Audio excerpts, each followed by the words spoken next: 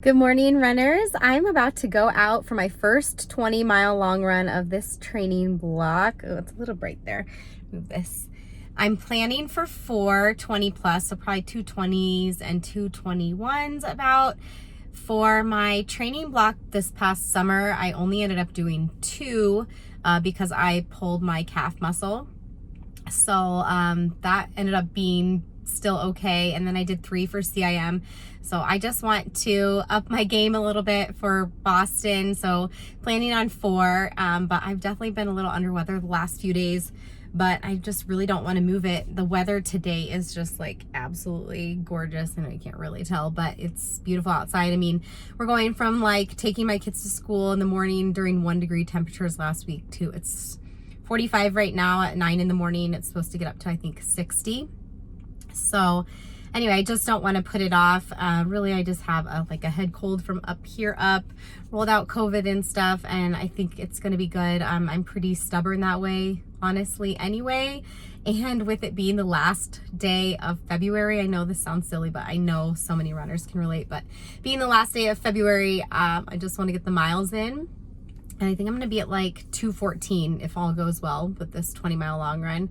And yeah, hopefully I'll be feeling good, just taking it easy. It's all easy. I did pace work last week, so I'll talk a little bit about when I implement pace work in long runs. I know I've been talking a lot about long runs in general on my channel. I'm going to be using the mental tricks that I've talked about. I've honestly just been really positive about the run, thinking about it yesterday and this morning, even not feeling great. And my kids are just like, do you like running for 3 hours? Not really necessarily. I honestly don't mind it. I think for me, it's more about, I'm always thinking about what else I should be doing. And I don't feel like that with an hour-long workout, because I think that that's super important for everyone's health and mental health. But when it gets to be 3 hours and it took me like 20 minutes to drive to where I am, you know, that's a big chunk out of my day. And I'm super lucky that my jobs are flexible, that I have my work is, and I can work at night and things like that. But still, just, you know, taking a big chunk out of the day, it's a lot. And I know a lot of you guys can relate. And yeah, training's hard, and we put a lot into it, right? So I'm just gonna get out there and have a good run today, I hope, and, you know, feel really lucky with the way the weather's been for all of my long runs on Mondays. Just really lucked out because we've had snow like every week, and somehow I've avoided it. So I'll check in with you guys in a little bit, and after I'm done.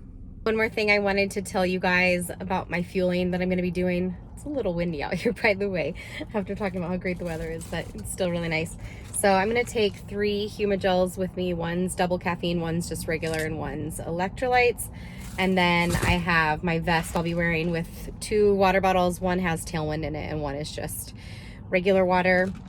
And I'm just going to really focus on fueling really well,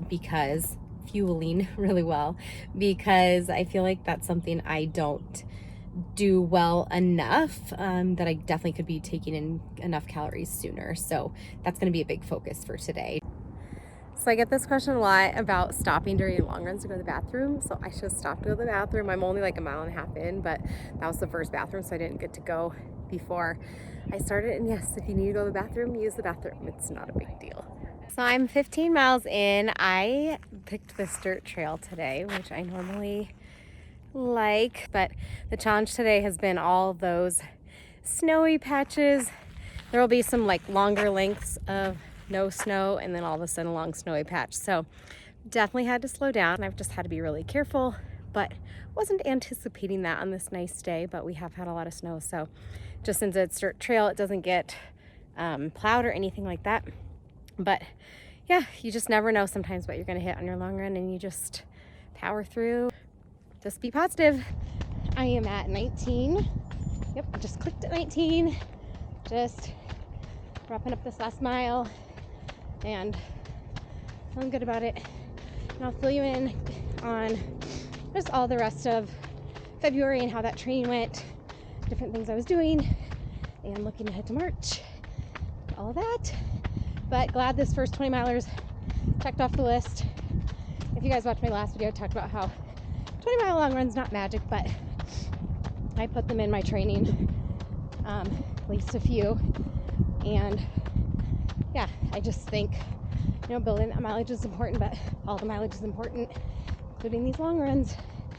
So, woohoo, done. All right, guys, so February is a wrap. It's actually March 2nd now as I'm filming this, so this will be out beginning of March for you. But yesterday I did a recovery run, which I always do the day after a long run. And just to get that blood flow going, working out those tight muscles, always super important. I have typically been doing those on the treadmill, most of them anyway, just with winter running.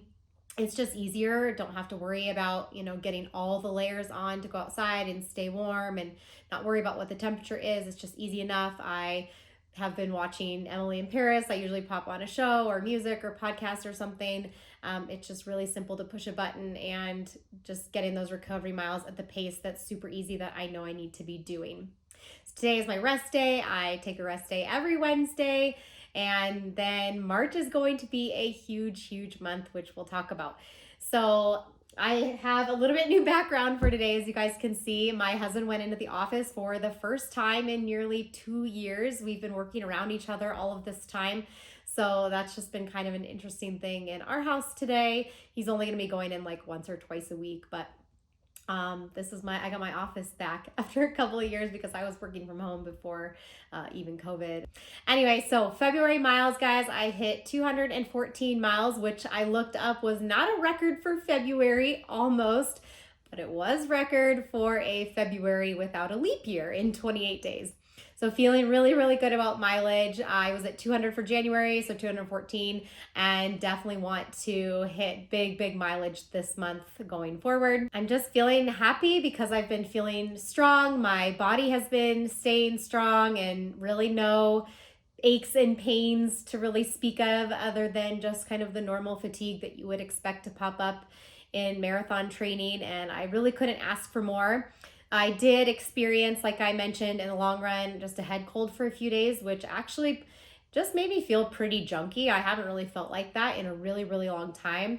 Nothing that I wasn't able to run through. There was one day where I definitely went back and forth about, am I just being stubborn and should I give myself a rest day? And that's hard to make those decisions. And ultimately, really going out for the runs, actually made me feel better, not worse. It was all neck and above. And that's usually how I make a determination if I'm going to run or not. If it's on my schedule, I know I need to do it. I know it's important. And so I get it done. Otherwise, I just end up having, too many conversations with myself about whether this should or should not be done. And it's on the schedule, so I just go do it unless I can't get out of bed or something like that. So that's where we're at with that. But otherwise, just feeling good, and every day kind of wake up, do body scan, body check, and hoping I, jump out of bed feeling good and ready to go. So can't complain there. Knock on wood. Hopefully that stays going forward.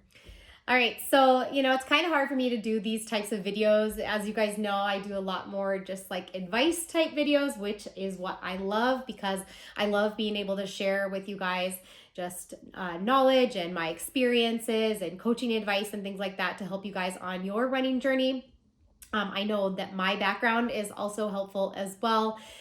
It's just harder a little bit for me to put these videos together talking all about myself, but I know that you guys, a lot of you guys ask how the training is going and are interested in that. So happy to be able to share that, and hopefully you guys can get tidbits from these that's helpful for your training as well. But ultimately, I want to know how your training's going. So if you guys can comment with what you're training for, what are you working on, what's going well, do you have challenges that you have questions about? I would love for you to put those in the comments just so we can have a little bit of a conversation about that, because that's really why I'm here, is to help all of you guys in your running. So before I kind of get into what went well and challenges, I did say I was going to talk a little bit about how I decided to put in pace work into my long runs. Because when I checked in with you, my 20-mile long run the other day was all easy. In fact, it might have been like the slowest long run I've ever done, simply because of all of those icy patches along the way. I really had no other choice, which, was fine. It was, in my mind, I'm like, this is what trail runners are usually experiencing. You don't have any control over the conditions at certain times, and you have to go really, really slow in certain spots. And that's really all it was. It was just about getting in those aerobic miles, and that's what I needed on the day. So it all worked out. The previous week, however, though, I dropped down after being up at 17, 18 miles. I dropped down to, I think I did 16 or 16 and a half miles.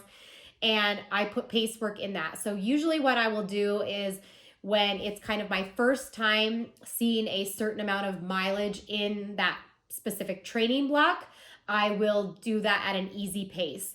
And then when I see that same mileage again, if it maybe is a down week in terms of mileage, that's when I will put in pace work. So when I did those 16 miles, I ended up having 7 miles of marathon pace.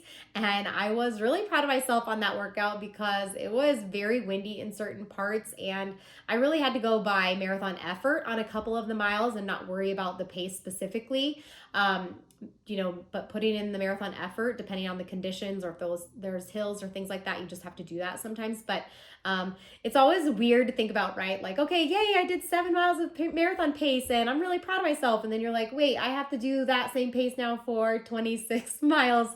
And those are the times that you can get down on yourself thinking that it might sound impossible, but you also have to remember you have all of this cumulative fatigue happening and all these big mileage weeks that you're doing when you're doing this, which you're not going to have when you run your marathon. You're going to be fully tapered and legs fresh and have all of the training under your belt that you need, all of those things. So you just have to feel confident knowing that you're doing the work that you need to do. So now that I've done 20 miles, I plan to put pace work into my next 20 miler, which will be next Monday.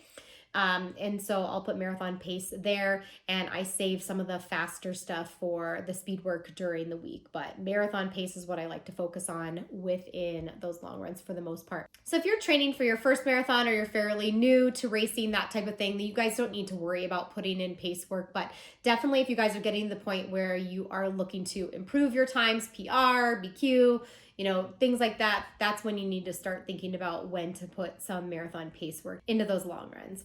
All right, so talking about my training for the month, going over what went well, first of all. So first thing really is staying disciplined. I have not missed a day of training this entire training block since I started on January 1st.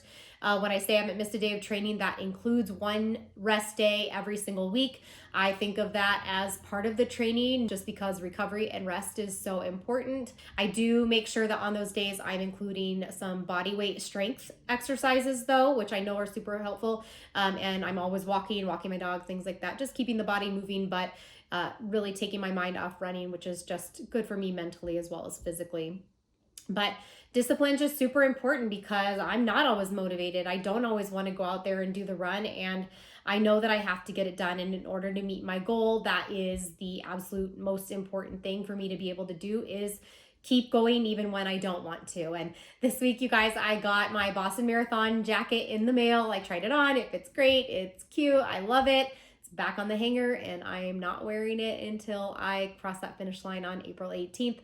And just things like that are keeping me motivated, and knowing how bad I want this, is just what keeps me going day after day, even when it gets difficult and it gets hard. You get the work done and it's all going to pay off in the end. That's what I just keep telling myself. All right, so I've also been really proud of myself with staying consistent with strength. I've never been really, really great about balancing marathon training with strength, even though I love that work. I love going to Orange Theory and doing it there. It's hard to balance it all, but I feel like I've been really consistent. I've gone to Orange Theory. I go every single week at 6:15 a.m. on Thursday. That's when I go. Just keeping up with exercises at home, the ones that I know are really important, and the stretches that I've learned from my PT to keep my glute strong, all of those things I'm doing. So really happy with that. And then really happy with my medium long runs. That is the run I look forward the least to during marathon training. I don't know why, but I think just because the long runs in my mind, I just know they're so necessary and I really gear myself up for those. Whereas the medium long runs, the distance of those is just a little weird, but I know how important they are as well to, be out there for that kind of hour and a half length of time. But it's been great because I've been meeting my friend Heather every single Saturday. She's training for marathon. So that's actually her long run day, but she's just starting out with marathon training. And so it's matched up fairly well. Just meeting a friend has been so helpful. And I just want to keep that going. We've had some, other friends with us, but consistently it's been she and I every Saturday, and I did 12 miles last week for medium long run. And so I would like to keep going on that, the 11 to 12-ish range for those medium long runs, and just getting that in and hopefully getting in a little bit of faster paces in there as well. We always are running hills because it's super hilly where we live, and that's always really helpful as well. As far as challenges, I continue to be challenged with stepping out of my comfort zone, which is so weird because that's not how I used to be. I used to be going hard all the time. Now I'm so good at doing all the easy running that I know that I'm supposed to, that sometimes it's hard for me to push myself out of my comfort zone, especially with coaching myself, which it was really important for me to do this year. I think with starting the YouTube channel, and being a coach, and coaches absolutely need coaches too at times, but it was just really important for me to spend time creating my own training blocks and that type of thing. But a couple years ago when I was training for Boston, I was given some extremely hard workouts during the week by my coach, and I want to mimic some of that going forward, just because it's easier for me to go outside my comfort zone when I know that someone's watching and giving me a particular workout, as opposed to myself. I'm very disciplined at getting it all in. I do the paces typically that I give myself, but some of those harder workouts that I could be prescribing for myself, I could probably be better at. So that's been a challenge that I definitely want to think about in this next month. And I think a challenge is just kind of not trusting myself all the time as well. Like I said, this past, long run being the slowest long run I've ever done. And I have to remind myself that every training block I've done up until CIM, basically, my long runs keep getting slower and my race times keep getting faster. And I just have to remind myself of that when I get down on myself a little bit for some of those long runs being slow. And I have to look back at my heart rate too and remind myself that's where your heart rate's supposed to be. You're supposed to be in the 130s. That's where you are building up that aerobic endurance. And so I think the challenge is just continuing to be able to trust myself. Some things where I feel like I'm improving but could still be better at is just visualizing myself succeeding at my goal. I just watched a YouTube video by the YouTube channel Run, Dream, Achieve. I'll link it below, the one that I watched, but it was actually about how to get a sub 3-hour marathon, which is obviously not my goal and what I'm going for, but just some of the mental strategies he talked about and how important it is alongside the physical training, that it's just as important, was just a reminder of what I was talking about in my last video. Seeing that 3:29:59 time or less on the clock when I cross the finish line, and believing in myself, all of those things, I'm going to keep on working on that. Sleep, I'm really proud of the improvement that I've made this year, which is really nothing I've done specifically. It just sort of happened. 2021 was just a really stressful year for me. Lots of anxiety, some things I could pinpoint, some not. And just going into 2022, things have just been really pretty smooth, and just sleeping really well at night and not having things keeping me up at night and being anxious. And so I can feel it. I can feel it in my body. You always hear about how important sleep is in marathon training. And, with lots of nights of sub 6 hours of sleep, I was feeling it on those days. And with training for CIM, like going out for runs on little sleep, knowing how much I was putting my body through and doing that, I questioned whether I should be doing that without getting the proper recovery time. And now I'm getting it and you can just feel that. So really happy about that. All right, looking to March, lots of miles to do. I'm hoping to do 3 20+ mile long runs within this training block, continuing to do 6 days a week of running. I want this to be the most mileage I've ever run, which would be more than 222-ish miles, I believe. Giving myself speed workouts that really push myself, continuing to be positive and believing in myself, gaining the confidence that I know I need. It's really weird, honestly, you guys, to be back in this same month where I found out I wasn't going to get to run the Boston Marathon 2 years ago, and now it's 2 years later, being in the same month and just believing that this is actually going to happen this time, that nothing's going to get in the way. I have to keep reminding myself that yes, everything's going to be fine. It's going to be great. You're going to be on that start line on April 18th.